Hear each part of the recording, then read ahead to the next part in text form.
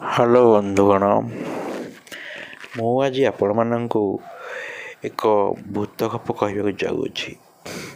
ଆପଣମାନେ ପିଲାଦିନେ ସମସ୍ତେ ଜେଜେମାଙ୍କ ପାଖରୁ ଭୂତ ଗପ ଶୁଣିଥିବେ ନିଶ୍ଚୟ।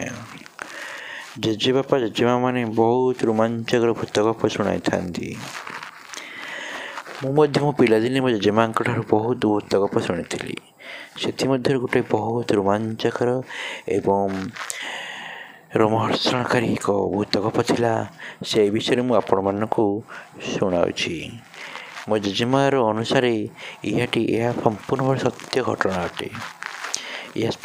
ଜେଜେମାର ଏକ ଚା ଥିଲେ, ତାଙ୍କର ନାଁ ଥିଲା ବେଙ୍ଗ। ସେ ବେଙ୍ଗ ବୁଢ଼ୀର କାହାଣୀ। ଜେଜେମା ତାଙ୍କ ବିଷୟରେ ସେ କାହାଣୀଟି ମୋତେ କୁହେ। କାହାଣୀଟି ଶୁଣନ୍ତୁ ତେବେ। ବେଙ୍ଗ ବୁଢ଼ୀ ଏକ ଏକୁଟିଆ ଲୋକ।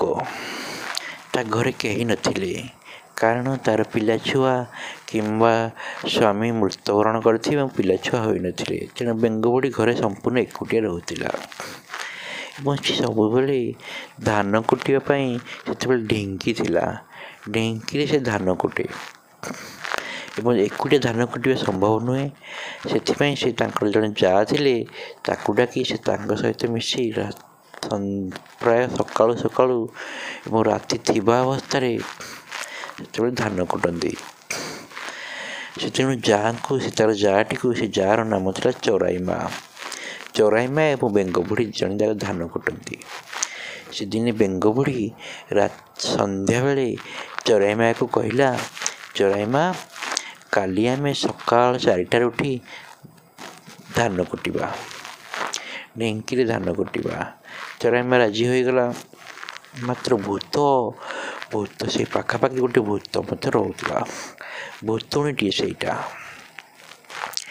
ସେ ଭୂତଟି ମଧ୍ୟ ଏ କଥାଟା ବେଙ୍ଗ ବୁଢ଼ୀ କହିବାର ଚରାଇମାକୁ ସେ ଶୁଣି ଯାଇଥିଲା।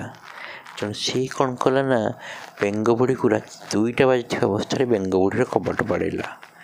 ବେଙ୍ଗ ବୁଢ଼ୀ ଉଠି ପଡ଼ିଲା ନିଦରୁ। ଭୂତ ତାକୁ ପଚାରିଲା, କହିଲା, ଆଲୋ ବେଙ୍ଗ, ଆସେ ଆମେ ଧାନ କୁଟିବା, ରାତି ସକାଳ ପାଇ ଆସିଲାଣି ପରା। ବେଙ୍ଗ ବୁଢ଼ୀ ନିଦ ବଳରେ ଜାଣିପାରିଲା ନାହିଁ କେତେଟା ବାଜିଲାଣି, କାରଣ ସେ ସମୟରେ ଘଣ୍ଟା ପ୍ରାୟ ଲୋକଙ୍କ ପାଖରେ ନଥିଲା।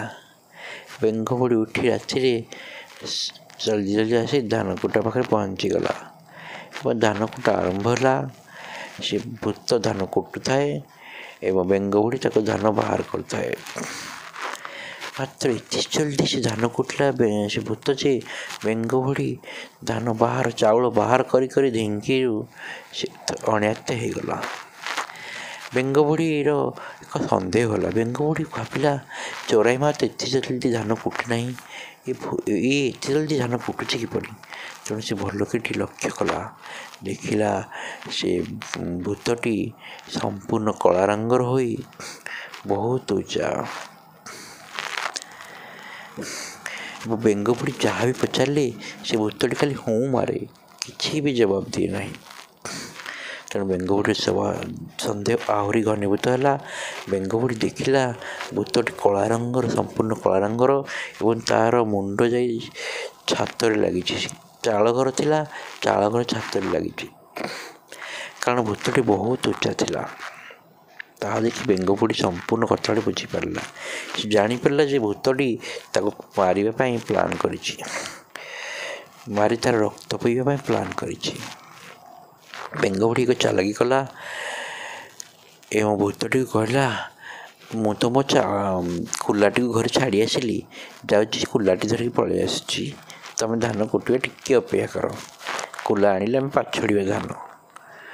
ଏହା କହି ବେଙ୍ଗ ବୁଢ଼ୀ ଘର ଭିତରୁ ପଶି କବାଟ ବନ୍ଦ କରିଦେଲା ଏବଂ ଭୂତ କିଛି ସମୟ ଅପେକ୍ଷା କଲା ପରେ ଯାଇ କବାଟ ପାଳିଲା। ଦେଖିଲା ବେଙ୍ଗ ବୁଢ଼ୀ ଭିତରୁ ବନ୍ଦ କରିଦେଇଛି। ଭୂତ ଘଟଣାଟିକୁ ବୁଝିପାରିଲା ଯେ ବେଙ୍ଗ ବୁଢ଼ୀ ତାକୁ ଠକି ଚାଲିଗଲା ବୋଲି। ସେଥିପାଇଁ ସେ କ'ଣ କଲା, ସେ ବେଙ୍ଗ ବୁଢ଼ୀକୁ ଧମକ ଦେଇ କହିଲା, ଆଜି ଲୋ ବୁଢ଼ୀ ତୁ ବଞ୍ଚିଗଲୁ, ଆଉ ଥରେ ଦେଖିଲେ ତୋତେ ନିଶ୍ଚୟ ମାରି ଖାଇବି ମୁଁ। ଏହା କହି ଭୂତଟି ମଧ୍ୟ ନିଜ ବାଟରେ ଚାଲିଗଲା। ବେଙ୍ଗ ବୁଢ଼ୀ ଡରରେ ଭୟରେ ଘର ଭିତରେ ଥରୁଥାଏ ଏବଂ ସକାଳ ପାଇଲା ପରେ ସେ ସମସ୍ତ କଥା ସମସ୍ତଙ୍କୁ ଜଣାଇଲା ଏବଂ ତାକୁ ଝାଡ଼ା ବାନ୍ତି ମଧ୍ୟ ହୋଇଗଲା ଭୟରେ। ଆପଣମାନେ ଏଇ ଗପଟି ମୁଁ ଜେଜେମାଙ୍କଠାରୁ ଶୁଣିଥିଲି ବୋଲି ଆପଣମାନଙ୍କୁ ମୁଁ କହିଛି କିଛି ଆଗରୁ। ଗପଟି କିପରି ଲାଗିଲା ଆପଣମାନେ କମେଣ୍ଟରେ ଜଣାନ୍ତୁ ଏବଂ ସେୟାର କରନ୍ତୁ ଏବଂ ଲାଇକ୍ କରନ୍ତୁ ଭିଡ଼ିଓଟିକୁ ଏବଂ ଆମର ଚ୍ୟାନେଲକୁ ସବସ୍କ୍ରାଇବ୍ କରିନଥିଲେ ଚ୍ୟାନେଲକୁ ସବସ୍କ୍ରାଇବ୍ କରିବାକୁ ଭୁଲନ୍ତୁ ନାହିଁ। ଧନ୍ୟବାଦ ବନ୍ଧୁଗଣ।